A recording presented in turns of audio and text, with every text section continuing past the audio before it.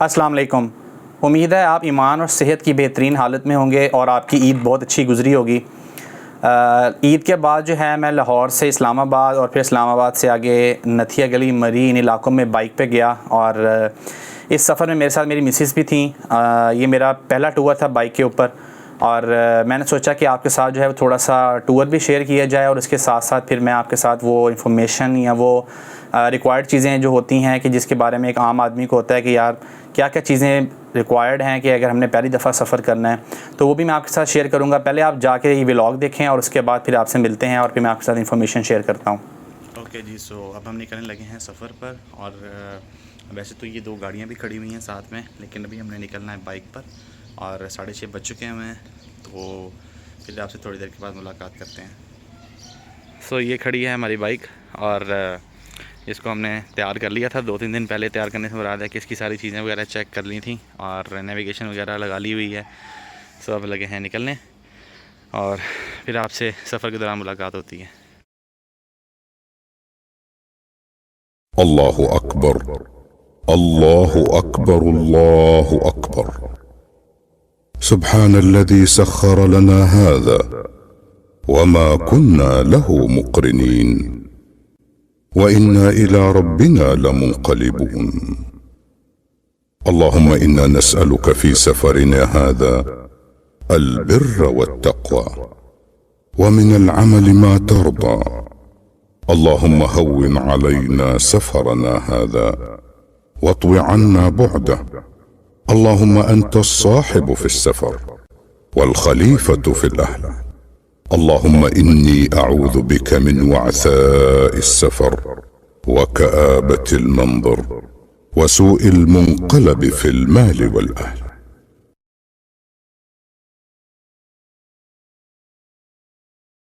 तमन्ना मुद्दतों से है जमाले मुस्तफ़ा देखो।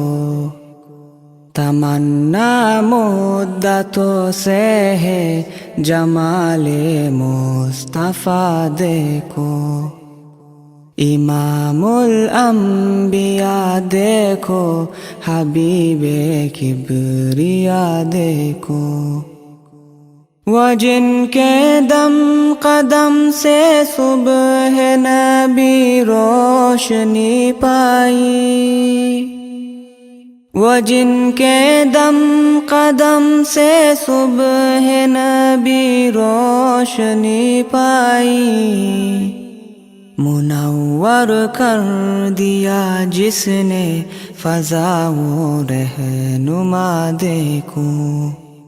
मुनव्वर कर दिया जिसने फ़ज़ाओं रहनुमा देखो। वो जिनकी बरकतों से अब रोबारा बसते आलम में। वो जिनकी बरकतों से अब रोबारा बसते आलम में। तमन्ना क़ल्ब मुज़तर की वो दूरे बेबहा देखो।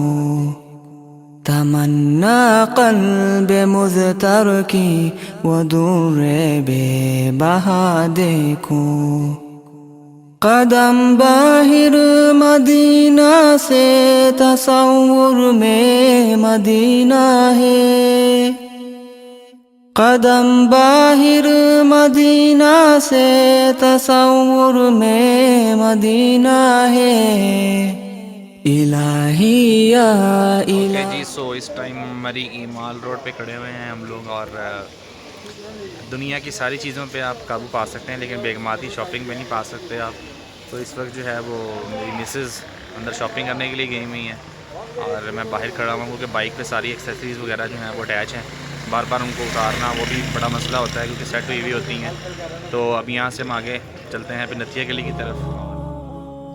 जमालुल वजूदी बिदिक्रिल इलाह व तस्फुल हयातु बिनूरि हुदा। जमालुल वजूदी बिदिक्रिल इलाह व तस्फुल हयातु बिनूरि हुदा।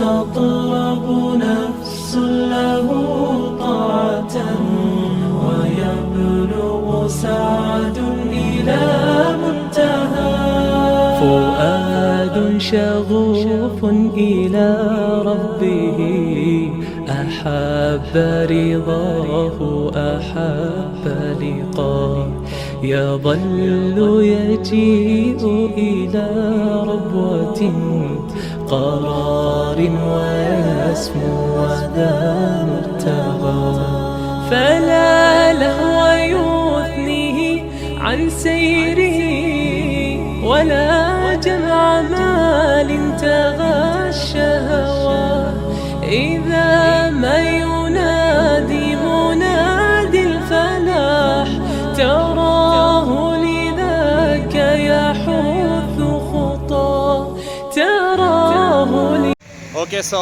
नथिया गली इस टाइम हम खड़े हुए हैं और बड़ा मज़े का यहाँ मौसम हुआ है। मैं आपको अगर दिखा सकूँ सही तरह से तो हैव अ लुक।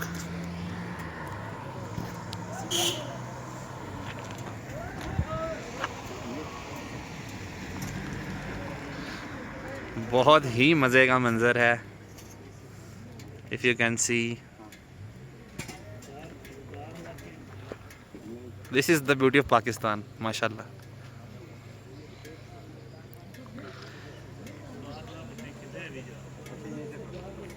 ओके जी, तो नथिया गली आ गए थे हम लोग और नाश्ता नोश करने के बाद अब थोड़ी सैर सपाटा शरीफ किया है इधर। और शर्ट का कलर चेंज हो गया है, वो इसलिए क्योंकि सर्दी काफ़ी ज़्यादा थी रास्ते में और एक स्पेयर शर्ट ही रखी हुई थी, इसलिए फ़िलहाल एक शर्ट के ऊपर दूसरी शर्ट चढ़ा ली है। अगर इससे आगे गए किसी जगह पर तो वहाँ जाकर फिर कोई जैकेट शैकेट लेते हैं, पहनते हैं।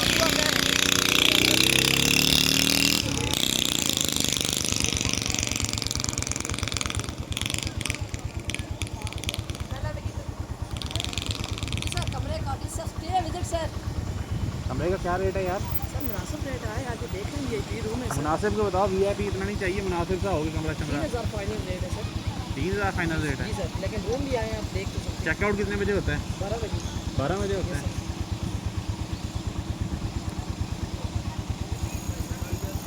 देखना तो आए। कौन सा?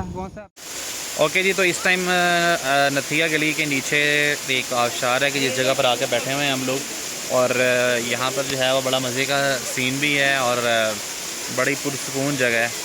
तो जो लोग कैथारसिस वगैरह करते हैं खामोशी की जगहों पर और वाटरफॉल का साउंड उनको बड़ा पसंद है, तो उनके लिए बड़ी आइडियल जगह है। And on this side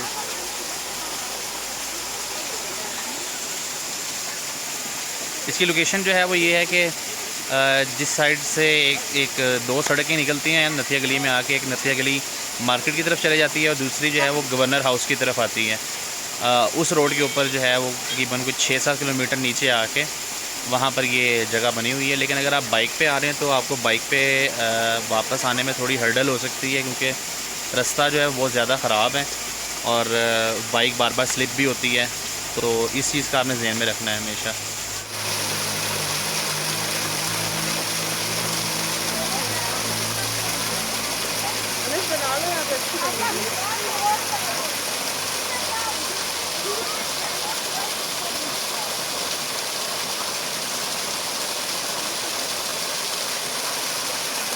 okay ji, so now we are moving from Nathia Gali और अब हम इस टाइम जो है वो मदी की तरफ दोबारा जाने लगे हैं। और फ़िलहाल जो है वो थकावट भी होने लगी है काफ़ी ज़्यादा, क्योंकि 24 घंटे से ज़्यादा हो गए हैं सोए हुए को। तो लेकिन जो है वो नज़ारे बड़े मज़े के हैं कि दिल नहीं कर रहा घर जाने का फ़िलहाल तो। लेकिन ये है कि इस टाइम जो है वो पहनने के लिए भी कोई चीज़ नहीं है, तो अभी घर की तरफ चलते हैं।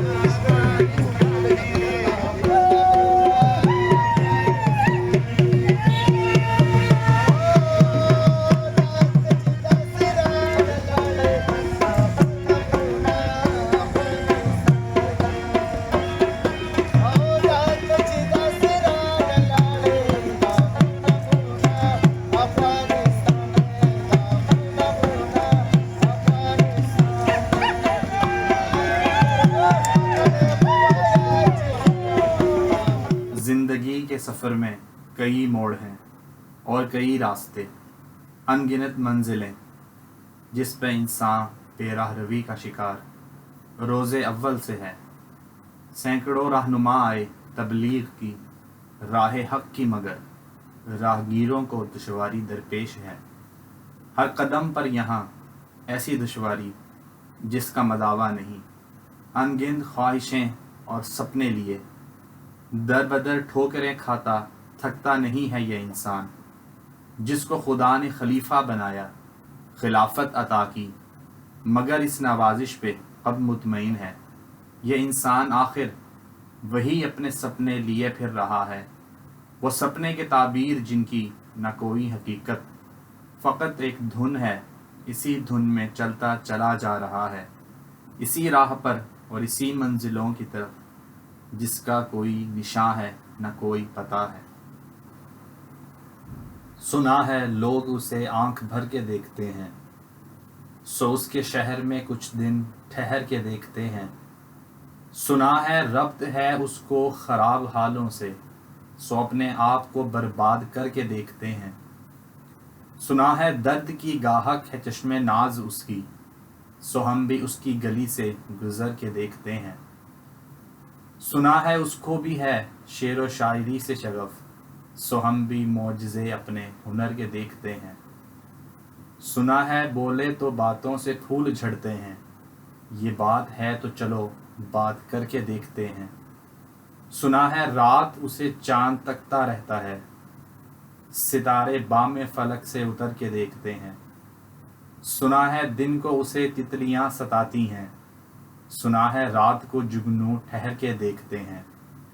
सुना है हश्र हैं उसकी गज़ल सी आंखें, सुना है उसको हीरा दश्त भर के देखते हैं। सुना है रात से बढ़कर हैं काकुलें उसकी, सुना है शाम को। सफ़र पर जब भी आपने जाना हो तो नींद पूरी होनी चाहिए, और ये तो एक बड़ा मेन की फैक्टर होता है कि जिसने ड्राइव करना है उसकी नींद पूरी होनी चाहिए। लेकिन अगर आप नॉर्दर्न एरियाज़ पे जा रहे हैं और आपके साथ जो सवारी है उसकी नींद पूरी नहीं हुई तो आपने कभी उसको साथ नहीं लेके जाना अपने, फिर वो चाहे आपकी बेगम हो या चाहे आपका कोई दोस्त हो। तो चलती बाइक के ऊपर सो जाते हैं लोगों को नींद की इतनी आदत होती है कि उनको ये नहीं पता होता कि किस चीज़ पे सफ़र कर रहे हैं और वो सो जाते हैं। खामोशी से सो जाओ। एक्चुअली हम लोग सुबह 7 बजे निकले थे और इस टाइम एग्जैक्ट 7 ही बज रहे हैं, और नींद भी पूरी नहीं की थी, मतलब सोए नहीं थे सफ़र से जाने से पहले। इसलिए अब जो मेरे साथ मिसेज हैं मेरी, उनको नींद आ रही है और बार बार चलते बाइक पे सो रही हैं। तो ये बहुत ज़्यादा ख़तरनाक होता है कि आपके पीछे जो बंदा बैठा हुआ है वो सो रहा हो, क्योंकि बाइक जो है फ़ौरन थोड़ी सी भी अनबैलेंस होती है तो बड़ा सवेर किस्म का एक्सीडेंट हो सकता है। तो इस टाइम जो है मुझे बाबा जी की बात याद आ रही है कि बेगम जो है वो बेगम होती है, और वो बेगम हो के जो है वो इस टाइम सो रही है और मैं यहाँ पे बैठा हूँ। मैंने उनसे कहा है कि चलें जी आप नींद थोड़ी सी पूरी कर लें, उसके बाद फिर हम आगे दोबारा रवाना होते हैं। कल रात हम लोग काफ़ी लेट पहुँचे क्योंकि रास्ते में हम लोगों को रुकना पड़ गया रश की वजह से, और चूँकि 48 आवर्स से ज़्यादा हो गए वैसे जागते हुए, तो बस फिर आते ही जो है वो सो गए। और अब जो है हम लोग इस्लामाबाद से लाहौर जाने लगे हैं बाइक पे, और उम्मीद है कि सफ़र अच्छा गुजरेगा, क्योंकि जीटी रोड की हालत तो बहुत ख़राब है वैसे, लेकिन होप्स हो कि बाइक पे कुछ सफ़र अच्छा गुजर जाएगा। और फिर उसके बाद आपको थोड़ा जीटी रोड का भी नज़ारा देते हैं कि कैसा सफ़र है और क्या क्या प्लेसेस हैं रास्ते में देखने के लिए। अऊज़ु बिल्लाहि मिनश शैतानिर रजीम, बिस्मिल्लाहिर रहमानिर रहीम। या अय्युहल मुज़्ज़म्मिल क़ुमिल लैला इल्ला क़लीला निस्फ़हु منه قليلا أو زد عليه ورتل القرآن ترتيلا إنا سنلقي عليك قولا ثقيلا إن ناشئة الليل هي أشد وطئا وأقوم قيلا إن لك في النهار سبحا طويلا واذكر اسم ربك وتبتل إليه تبتيلا رب المشرق والمغرب لا إله إلا هو لا إله إلا هو فاتخذه وكيلا واصبر على ما يقولون واهجرهم هجرا جميلا وذرني والمكذبين أولي النعمة ومهلهم قليلا وذرني والمكذبين أولي النعمة ومهلهم قليلا إن لدينا أنكالا وجحيما وطعاما ذا غصة وعذابا أليما सो हेयर इज़ द बाइक और इस टाइम हम लोग खड़े हुए हैं वज़ीराबाद के करीब और चूँकि इस्लामाबाद से लाहौर आना था, सफ़र काफ़ी लंबा था, तो ये नीचे फ्लीस रख के जो है ना वो उसको सीट को कंफर्टेबल किया है। और ये हमारा मालूम मता है और अब ज़रा 15-20 मिनट ब्रेक के बाद फिर आगे की तरफ निकलते हैं। हाँ जी, तो कैसा गुजरा है आपका सफ़र? सफ़र बहुत अच्छा गुजर रहा है, अल्लाह का शुक्र है। और अगर रोड सही हो, जीटी रोड बहुत ख़राब है, बहुत ही फजूल हालत में इस वक्त। किसी ने भी बाइक पर सफ़र करना हो वो बिल्कुल भी सफ़र ना करे, और जिस किसी ने ग्लासेस पहने होते हैं, जो ग्लासेस लगे हुए हैं, वो बिल्कुल नाइट का सफ़र ना करे। दूसरा ये कि लोग जो हैं वो तंग बड़ा कर रहे हैं, यहाँ पे जो बसेस जा रही होती हैं कोई ख्याल वगैरह नहीं रख रहे बिल्कुल भी। एक बस हमें रोकने भी लगी थी बीच में, तो सफ़र ओवरऑल ठीक है, लेकिन जीटी रोड का बहुत बुरा हाल है इस वक्त, तो जीटी रोड बिल्कुल भी यूज़ नहीं करनी किसी ने। तो फाइनली हम लोग लाहौर में एंटर हो गए हैं और रास्ते में जीटी रोड की हम लोग ज़्यादा चीज़ें शूट नहीं कर पाए क्योंकि रश बहुत ज़्यादा था जीटी रोड पे। वीकेंड है और लोग बड़ी रफ़ ड्राइविंग कर रहे होते हैं, इस वजह से जो है फिर हम लोग ज़्यादा शूट नहीं कर पाए और अब हम घर की तरफ जा रहे हैं। बाकी ये है कि जीटी रोड का सफ़र बिल्कुल भी नहीं करना बाइक के ऊपर। ये मेरी बड़ी स्ट्रिक्ट और बड़ी एक फ्रेंडली एडवाइस है क्योंकि रोड की हालत बहुत ख़राब है और अगर आपने ग्लासेस वगैरह पहने हुए हैं, आपकी ग्लासेस पे मिट्टी ही इतनी आ जाती है कि आपको बार बार उतर के अपनी मिट्टी साफ़ करनी पड़ती है। तो बाकी जो चीज़ें हैं वो फिर आगे डिस्कशन के अंदर डिस्कस करते हैं।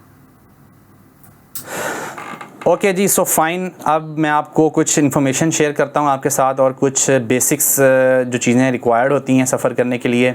मैंने एक चेकलिस्ट बना के रखी हुई है, मैं बारी बारी आपके साथ शेयर करता जाऊँ कि किन किन चीज़ों की रिक्वायरमेंट होती है। सबसे पहले तो ये है कि आपकी बाइक इस कंडीशन में होनी चाहिए कि वो पहाड़ी इलाकों का सफ़र कर सके, और अगर आपकी बाइक इस कंडीशन में है तो फिर उसके लिए आपको किन किन चीज़ों की ज़रूरत है। सबसे पहले तो ये है कि आपकी बाइक की बिल्कुल फ्रेश ट्यूनिंग हो, आपका फ़्रेश ऑयल चेंज हुआ हो, आपका फ़्रेश एयर फ़िल्टर, और उसके साथ साथ अगर आपकी बाइक में ऑयल फ़िल्टर भी है, चूँकि मेरे पास 150 थी तो उसका ऑयल फ़िल्टर भी होता है, तो ये चीज़ें आपने चेंज करवानी हैं। उसके बाद सेकंड नंबर पे आपके पास ये होता है कि आप जब सफ़र पे जा रहे होते हैं तो हमारे यहाँ एक आम चीज़ ये पाई जाती है कि हमने जनाब लंबे सफ़र पे जाना है तो हमारे टायर का प्रेशर जो है वो ज़्यादा हो। तो ये एक बड़ी गलत हमारे दरमियान परसेप्शन पाई जाती है। जो रिकमेंडेड प्रेशर टायर का हमारे मोटरसाइकिल्स के साइलेंसर के ऊपर लिखा हुआ होता है, आपने उसको फॉलो करना है, ना उससे कम रखवाना है ना उससे ज़्यादा रखवाना है। जो ज़्यादा एक्सपर्ट लोग हैं वो इसके बारे में मज़ीद भी कुछ अगर कहना चाहें तो उनकी एक अलग ओपिनियन है, लेकिन जो मैंने ऑब्ज़र्व किया और जो मैं फ़ॉलो करता हूँ वो मैंने आपके सामने एक चीज़ रखी है। पॉइंट नंबर 3 ये है कि आपके पास सफ़र पर जाते हुए कम से कम एक ट्यूब जो है वो स्पेयर होनी चाहिए, ताकि अगर आपका किसी जगह पर टायर में कोई पंक्चर इस तरह का लग जाता है या कोई चीज़ चुभ जाती है जिसकी वजह से टायर ट्यूब ज़ाया हो जाती है, तो जिस चीज़ को सुन के फिर हमारे दिल में जो है वो एक मिनी हार्ट अटैक आ जाता है कि उस्ताद ट्यूब फारग है आपकी, तो वो चीज़ अवॉइड करनी है आपने। क्योंकि ये है कि इन इलाकों में आपको अव्वल तो यहाँ तो ट्यूब मिलती नहीं है, और अगर आपको मिल जाती है तो अगर मार्केट में ट्यूब की कॉस्ट 500-600 है तो आपको उन एरियाज़ में जो है वो तकरीबन 2000 या 1500 के अराउंड मिलती है। उसके बाद ये है कि आप जब सफ़र पर जा रहे हैं तो आपने आपकी जो चेन है उसको आपने प्रॉपर्ली एक दफ़ा वॉश करना है पेट्रोल के साथ या ऑयल के साथ या चेन को वॉश करने वाले केमिकल्स मिल जाते हैं मुख्तलिफ़ कंपनीज़ के, तो आप उसको लेके एक दफ़ा चेन को वॉश करें और उसके बाद आप उसको साफ़ ऑयल से जो है लुब्रिकेट करके लेके जाएँ। फिर उसके बाद ये है कि आपकी बाइक के इंडिकेटर्स जो हैं वो लाजमी काम कर रहे होने चाहिए, क्योंकि आपने बार बार ओवरटेक भी करना होता है या पीछे से आपकी गाड़ियाँ आ रही होती हैं, को आपकी स्पीड इतनी ज़्यादा नहीं होती, बाइक ज़ोर ले रही होती है इसके मुकाबले में जो 1300 सीसी की या 1800 सीसी की गाड़ियाँ आ रही होती हैं वो काफ़ी स्पीड से जा रही होती हैं। तो आपने इंडिकेटर्स को लाजमी चेक करना है कि वो वर्क कर रहे हो, ताकि आप प्रॉपर्ली जो है वो अपने पीछे आने वाले के साथ ही जिससे आप रास्ता मांग रहे हैं उसके साथ कम्युनिकेट कर पाएँ। फिर ये है कि आपके पास जो हेलमेट है वो ठीक हालत में होना चाहिए। मैं ये नहीं कहूँगा कि आप जो है वो बाइकर्स जो पहनते हैं टूरिस्ट जाते हुए बड़े महंगे 20-30 हज़ार के हेलमेट आप वो लेके जाएं, क्योंकि मैं बजाते खुद 1500 वाला एक हेलमेट लेके गया था। हाँ, लेकिन ये है कि उसकी कंडीशन बिल्कुल ठीक थी, वो टूटा हुआ नहीं था और उसके अलावा जो है उसमें कोई इस तरह की आप कह लें कि कोई फॉल्ट नहीं था कि जिसकी वजह से मैं ये कह सकूँ कि वो फिट नहीं था सफ़र करने के लिए। दूसरी बात यह है कि आपका जो हेलमेट है उसका जो वाइज़र है वो काम कर रहा हो, बिल्कुल क्लियर हो, उसके ऊपर दाग ना लगे हुए हों, स्क्रैचेस ना लगे हुए हों, क्योंकि उसकी वजह से आपको सही तरह से छोटे छोटे खड्डे नज़र नहीं आ पाते। या सेकंड ये होता है कि आप अगर रात के टाइम में सफ़र कर गए हैं तो आपके वाइज़र के ऊपर लाइट फैल जाती है और फिर आपको विजन में बड़ा प्रॉब्लम आता है। उसके बाद नेक्स्ट पॉइंट ये है कि आपने जब सफ़र पर जाना है तो आपका जो सामान है उसमें आपके पास एक अदद पैनाडोल सिंपल और पैनाडोल एक्स्ट्रा लाजमी होनी चाहिए। उसके साथ साथ ये है कि आपके पास पेन किलर कोई दवाई या पेन किलर स्प्रे या पेन किलर ऑइंटमेंट वगैरह लाजमी होनी चाहिए, क्योंकि समटाइम ऐसा होता है कि किसी जगह पे मोड़ काटते हुए या किसी जगह पे चढ़ाई चढ़ते हुए आपका पैर एकदम से जो है वो ट्विस्ट कर जाता है, आपको एंकल स्प्रेन आ सकता है या कोई माइनर इंजरी, आपकी सॉफ्ट टिश्यू इंजरी जैसे हमारी ज़ुबान में बोलते हैं वो हो सकती है। तो आपके पास ऐसी लाजमी क्रीम होनी चाहिए जो आप उसको उसी टाइम अप्लाई करें या आप जब रेस्ट करें तो उसको अप्लाई करें, ताकि आपका ट्रिप जो है वो बर्बाद ना हो। उसके बाद ये है कि आपकी जो साइड मिरर्स हैं वो लाजमी काम कर रहे हों, ताकि आप जो है वो सफ़र करते हुए बार बार गर्दन पीछे मोड़ मोड़ के ना देख रहे हो, जैसा कि हमारा कौमी फ्रीज़ा है कि हम पीछे मुड़ मुड़ के देख रहे होते हैं, एक दूसरे की ज़िंदगी में भी पीछे मुड़ मुड़ के देख रहे होते हैं, ये हमारा कौमी मशकल है। लेकिन ये है कि क्योंकि वो रोड्स जो हैं वो किसी भी टाइम टर्न कर रही होती हैं, ट्विस्ट हो रही होती हैं, तो चढ़ाई आ रही होती है, अगर आप बार बार पीछे मुड़ मुड़ के देख रहे हैं तो आप यहाँ आगे ठोक सकते हैं किसी को या किसी किस्म की और आपके साथ जो है मिसहैप हो सकता है। उसके बाद ये है कि आपके पास जो सफ़र है आपका, उस सफ़र के दौरान आपको अगर लोकेशन का अंदाज़ा नहीं है, आप न्यू हैं, जैसे मैं पहली दफ़ा गया हूँ इन एरियाज़ में, मैं कभी गया नहीं था, तो मैंने अपने साथ एक मोबाइल होल्डर लगाया हुआ था और उसमें मेरे पास मोबाइल था। लेकिन ये है कि चूँकि आपका सफ़र कितना लंबा हो सकता है, कितनी देर लग सकती है, आपको अगला सोर्स जो एनर्जी का आपको मिलना है जिससे आप मोबाइल चार्ज करें, आपको नहीं पता, तो आपके पास आलमोस्ट 2 मोबाइल होने चाहिए, दोनों फुली चार्ज हों और दोनों के अंदर जो है वो डाटा कनेक्शन की अवेलेबिलिटी होनी चाहिए, यानी इंटरनेट मौजूद होना चाहिए, ताकि आपको किसी किस्म का प्रॉब्लम ना हो कि अगर आपका एक मोबाइल बंद हो जाता है और दूसरा आपका काम कर रहा हो। अगर आपके पास पावर बैंक है तो वेल एंड गुड है, ताकि आप उसको अपने साथ रखें और किसी भी टाइम जो है वो चार्ज कर सकें। अगर आपके बाइक्स जो हैं उसका टायर को यूज़ करते हुए आपको बहुत ज़्यादा टाइम हो गया हुआ है, आपने 6-7 साल से बाइक रखी हुई है, टायर चेंज नहीं करवाए, तो फिर आप लाजमी जाते हुए टायर चेंज करवाएं। सेम वही बात है कि अगर आप वहाँ जा रहे हैं नॉर्दर्न एरियाज़ में और वहाँ जाके आपका टायर फट जाता है या कट जाता है या कोई प्रॉब्लम हो जाता है, तो वहाँ पर आपको जो टायर है बाइक का, अगर आम मार्केट में 4 से 5 हज़ार का टायर मिल रहा है मोटरसाइकिल का, तो वहाँ जाके आपको 10 से 12 हज़ार 14 हज़ार तक का मिलता है। ये रेट मैंने पता किए हैं वहाँ पर, उसी की बेस पर मैं आपको बता रहा हूँ। फिर ये है कि आप अगर स्मोकिंग करने वाले हैं तो फिर आपने अगर आपको स्मोकिंग का बहुत दिल कर रहा है तो फिर एक एडवाइस स्मोकर्स के लिए ये है, क्योंकि स्मोकिंग करने की वजह से बाज़ औक़ात ये है कि आपका ब्लड प्रेशर हाई हो जाता है और आपने अगर स्मोकिंग करनी भी है तो आप स्मोकिंग करके 10-15 मिनट आराम करें और उसके बाद अपना सफ़र दोबारा शुरू करें। क्योंकि अगर आपने स्मोकिंग की है और उसके बाद आप फ़ौरन उसी टाइम सफ़र में निकल गए हैं, या अक्सर लोगों की आदत होती है कि बाइक चलाते हुए भी वो स्मोकिंग कर रहे होते हैं, तो ये ख़तरनाक हो सकता है इस सेंस में कि ब्लड प्रेशर हाई होने की वजह से या कोई और विजन प्रॉब्लम जो है स्मोकिंग की वजह से अगर आ जाता है तो आपका सर चकरा जाता है, क्योंकि आप मुसलसल वहाँ पर यूँ ट्विस्टिंग की रोड्स होती हैं तो आपने उसके ऊपर मुसलसल मूव करना होता है, तो आपकी नज़र फिर जाना, जैसे हम कहते हैं, आपकी नज़र किसी वक्त फिर सकती है। तो इस चीज़ से आपने अवॉइड करना है कि आप लोग उस टाइम पे स्मोकिंग करें कि जिस टाइम पे अगर आप फॉर एग्जांपल आप चाय पीने के लिए बैठे हैं या आप रेस्ट करने के लिए बैठे हैं, तो इस तरह। दूसरे केस में आपने स्मोकिंग से अवॉइड करना है।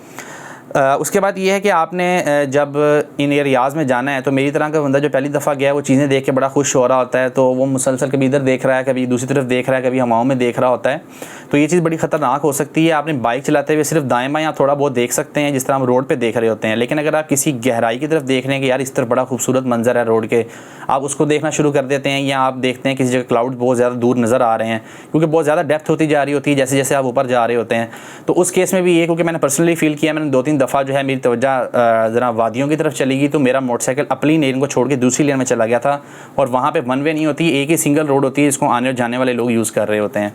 तो आपने इस चीज़ को भी अवॉइड करना है। अगर कोई बहुत खूबसूरत मकाम आपके सामने आ जाता है तो आप बाइक को साइड पर रोकें, उसके बाद उतर के वहाँ तस्वीरें बनाएं, उसको एंजॉय करें और फिर दोबारा सफ़र पर चल पड़ें। और उसके बाद ये है कि अगर तो आपकी डेस्टिनेशन, जिस तरह मेरी डेस्टिनेशन ज़रा छोटी थी कि मैं इस्लामाबाद से जो है वो मरी गया, 1.5 घंटा मुझे वहाँ लग गया मरी जाने में, इस तरह मरी से नथिया गली है, 1.5 घंटा मुझे वहाँ लग गया, फिर थोड़ा सा आगे गया वहाँ मुझे 1-1.5 घंटा लग गया। तो ये एक सफ़र थोड़ा छोटा ही है कि 5-6 घंटे का सफ़र था। तो इसके दौरान लेकिन मैंने फिर भी खाना बहुत थोड़ा खाया है। लेकिन अगर कोई बंदा ऐसा है कि जो मोटर बाइक पे इस्लामाबाद से नारान कागान की तरफ जा रहा है या किसी और ऐसे एरिया की तरफ जा रहा है जो कि 8-10 घंटे का फ़ासला है, तो आपने बहुत ज़्यादा खाना नहीं है, उसकी वजह से आपको जो है वो जिसे आप कह सकते हैं कि लागरपना आ सकता है, आपको सुस्ती आ सकती है, और बाइक चलाते हुए आपकी आंख लग सकती है या थकावट होने लग जाएगी बहुत ज़्यादा। तो इस चीज़ से आपने अवॉइड करना है और इतना आपने खाना खाना है कि जिससे आपका जो है वो थोड़ा सा जो शुगर लेवल है वो मेंटेन हो जाए और आपको जो है वो भूख फील ना हो रही हो। फिर ये है कि आपने किसी भी जगह पे अगर आपको नींद महसूस हो रही है, आपको महसूस होने लग गया कि मुझे जो है वो सुस्ती ज़्यादा आ रही है, मुझे आंख लग रही है, मुझे महसूस हो रहा है ये है, तो आपने उसी वक्त वहाँ पे बाइक रोकनी है। अगर आपके पास कोई चादर है वो बिछाएं, लेट जाएं, वहाँ पे आराम कर लें थोड़ी देर, आंख ना भी लगाएं, थोड़ी देर लेट जाएं, अगर आंख लगा सकें तो वेल एंड गुड है। लेकिन आपने ये नहीं सोचना कि यार ये बस 15-20 किलोमीटर ही रह गए हैं फ़लाँ जगह पे पहुंचने में, तो मैं बस पहुंच जाऊंगा तो एक ही दफ़ा वहां जाके मैं रेस्ट करूंगा और सोऊंगा। तो इस तरह से आपने नहीं करना, क्योंकि वहाँ के जो 15 किलोमीटर हैं वो भी आपको 1.5 घंटा तक खींच जाते हैं, क्योंकि रास्ते इस तरह के होते हैं। जैसे मैं नथिया गली के पास एक जगह वादी में उतरा हूँ, तो वहाँ मुझे फासला तकरीबन 5-5.5 किलोमीटर का था, लेकिन उसे उतरने में और उसे चढ़ने में मुझे तकरीबन 2-2.25 घंटे लगे हैं, क्योंकि वो रास्ता सारा पत्थरों में मुश्तमिल था, वहाँ रोड नहीं थी। तो और मुझे वहाँ पे वाकई नींद भी आ रही थी, लेकिन ये है कि मैंने अपना बाइक साइड पर रोक लिया, क्योंकि मेरी बहुत, जब से मैंने ड्राइविंग स्टार्ट की है मेरी तब से ये अपनी एक आप कहने की पॉलिसी रही है, या मेरा एक ये होता है कि मुझे जब भी नींद फील होती है मैं वहीं गाड़ी रोक लेता होता था और वहीं सो जाता था। तो इस तरह अगर आप सिंगल हैं या अगर आप डबल सवारी भी है, आपके साथ कोई बंदा है तो उसको नींद आ रही है, तो आपने ये नहीं सोचना कि यार ये है तो इसकी तो खैर ये सो भी जाए तो कोई बात नहीं, क्योंकि जो पिछला बंदा आपके पीछे बैठा हुआ है अगर वो सो जाता है और वो सोने के बाद राइट या लेफ़्ट किसी तरफ गिरता है तो आप भी बाइक समेत उसी तरफ गिर पड़ेंगे। तो इस चीज़ को आपने बिल्कुल लाइट नहीं लेना और आपने इस चीज़ को अवॉइड करना है कि किसी को भी नींद आ रही है तो उसी वक्त बाइक वहाँ रोक कर आपने आराम करना है और उसके बाद अगले सफ़र पर आपने रवाना होना है। एट द एंड मैं ये कहूँगा कि अच्छा, कुछ ये सवाल भी होते हैं कि यार फ्यूल कॉस्ट क्या रही आपकी और ओवरऑल आपकी जर्नी कैसी रही। तो मैं आपको बताता हूँ कि इस्लामाबाद से जो है नथिया गली तक मुझे तकरीबन 2500 का मेरा फ्यूल लगा है। ये फ्यूल थोड़ा सा महंगा है इस लिहाज से क्योंकि मेरे पास सुजुकी 150 है और उसकी माइलेज 40 से 45 के दरमियान में होती है। तो 40 से 45 के दरमियान होने की वजह से जब पहाड़ी इलाकों में मैं गया हूँ तो वहाँ जाके बाइक का बहुत ज़्यादा ज़ोर लग रहा होता है और मेरे साथ हम लोग डबल थे, हम 2 बंदे थे, तो उसकी वजह से भी बाइक को बहुत ज़्यादा ज़ोर लगाना पड़ रहा था बार बार और हमारा फ़र्स्ट एक्सपीरियंस था, तो ये भी थोड़ी हमें अंडरस्टैंडिंग नहीं हो पा रही थी कि हम किस गियर में बार बार रख के बाइक चलाएं, कि दूसरे में रख के चलाएं या तीसरे में रख के चलाएं, क्योंकि दूसरे में रखते थे तो तीसरे की तरफ शिफ्ट होने वाली उसकी हालत होती थी और तीसरे में जाते थे तो लगता था दूसरे की रिक्वायरमेंट थी, तो इस वजह से फ्यूल काफ़ी हमारा ज़ाया भी हो गया। दूसरा ये था कि लाहौर से इस्लामाबाद तक कितना फ्यूल लगा है, वो हमारा तकरीबन 2500 का लगा है, वो भी क्योंकि तकरीबन 300 किलोमीटर का फासला है जीटी रोड से। और उसके बाद ये था कि हम लोगों ने नाश्ता किया वहाँ जाके, तो वहाँ पे हमें नाश्ता हमें तकरीबन 1000 का राउंड पड़ा था, हम 2 बंदों को आराम से खुला डुला हमने नाश्ता किया था नथिया के लिए करीब जाकर। फिर उसके बाद ये है कि हम लोग वहाँ पे एक वादी में नहीं, हम लोग एक आबशार के पास गए थे जो गवर्नर हाउस के पास है नथिया गली में। वहाँ पर हम लोग गए हैं, तो वहाँ पर तकरीबन हम लोगों ने कुछ थोड़ा अपने आप को रिलैक्स करने के लिए चाय वगैरह और फ्राइज़ वगैरह मंगवाए थे, तो 700 हमें वो पड़ गया था। तो उसके बाद हम लोग वहाँ से वापस आए हैं और यानी हमारा 1 डे टूर था। हम लोग सुबह 6 बजे निकले हैं और उसके बाद रात को हम लोग तकरीबन 11 बजे घर वापस इस्लामाबाद आ गए थे। मेरे साथ मिसिस थी मेरी, उनकी तबीयत कुछ ख़राब भी हुई बीच में।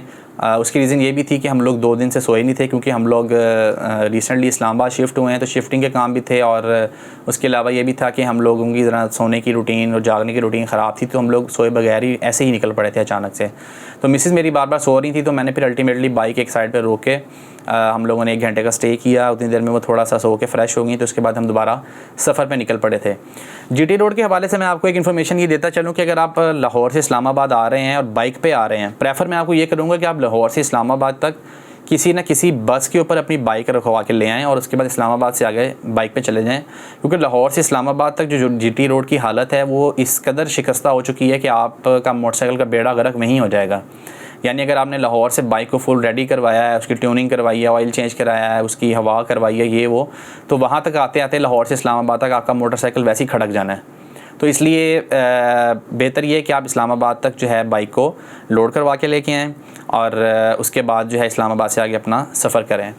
फिर ये है कि घबराने की इसमें कोई ज़रूरत नहीं है, क्योंकि लोगों के जहन में मिथ यही होती हैं कि यार फैसिलिटीज़ अवेलेबल होंगी या नहीं होंगी, बाइक ख़राब होगी तो क्या होगा, पंचर होगी तो क्या होगा, इस तरह की चीज़ें। तो जहाँ तक मैं गया हूँ वहाँ तक मैं आपको ज़रूर बताता हूँ, और थोड़ा सा मैंने अपने जो दोस्तों से नॉलेज गेन किया उसके मुताबिक भी, कि आपके पास जो जिस तरह अब मैं इस्लामाबाद से नथिया गली गया हूँ, तो इस्लामाबाद से नथिया गली तक जाते हुए रास्ते में मरी आ रहा है, डोंगा गली आ रही है, झिंगा गली आ रही है, इस तरह के स्पॉट्स आ रहे हैं। तो वहाँ मैकेनिक भी बैठे हुए हैं, अगर आपके मोटरसाइकिल में कोई टेक्निकल प्रॉब्लम हो जाता है आप ठीक करवा सकते हैं वहाँ से।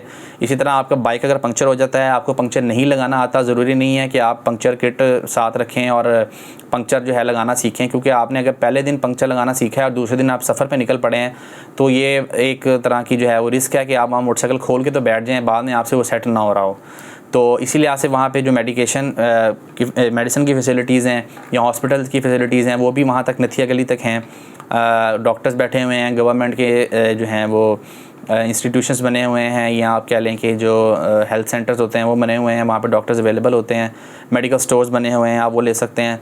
फिर होटल्स की बात आ जाती है। हमने होटल अवेल नहीं किया हमने, क्योंकि हम लोगों ने वापस जाना था, हम लोगों का इरादा नहीं था रुकने का, हम लोग वापस इस्लामाबाद आ गए थे। लेकिन वहाँ जाके मैंने रेट्स वगैरह पता किया, तो अगर तो आप किसी मेन रोड की तरफ होटल ले लेते हैं और वहाँ पे आप रहना चाह रहे हैं, तो वहाँ पे आपका जो रेंट वो लोग चार्ज कर रहे हैं वो 8,000, 7,000, 6,000 तक भी चार्ज कर रहे हैं। लेकिन अगर आप थोड़ा सा पीछे को आ जाते हैं तो आपको इवन 2,000 तक भी रूम मिल जाता है। ये मैंने पता किया था, इसलिए मैं आपको बता रहा हूँ कि 2,000 तक विद फैमिली आपको मिल जाता है। लेकिन अगर आप फ्रंट पर लेना चाह रहे हैं, बिल्कुल रोड के ऊपर लेना चाह रहे हैं, तो वहाँ पर आपको 8,000, 6,000 तक भी मिल जाएगा। तो आई होप कि जो चीज़ें थी वो मैंने डिस्कस कर दी हैं, और इसके अलावा भी अगर किसी किस्म की कोई क्वेरी हो, कोई क्वेश्चन पूछना हो किसी ने, तो वो कमेंट्स में मुझसे पूछ सकता है, तो आई विल शोरली आंसर।